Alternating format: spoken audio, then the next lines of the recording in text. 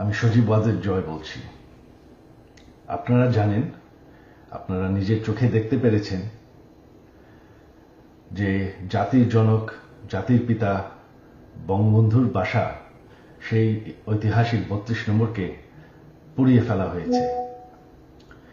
এই প্রটেস্টার তো বলবো না, এই মব জাতির পিতার বাসাকে পুড়িয়ে ফেলায়।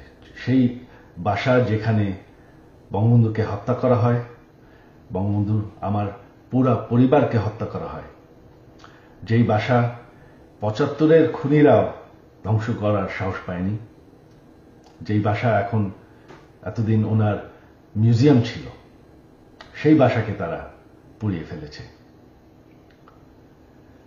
বঙ্গবন্ধু একটি দলীয় বিষয় না, বঙ্গবন্ধু হচ্ছেন জাতির পিতা। বঙ্গবন্ধু না থাকলে আজকে আমরা বাংলাদেশ হতাম না, আজকে আমরা পাকিস্তান হয়ে থাকতাম।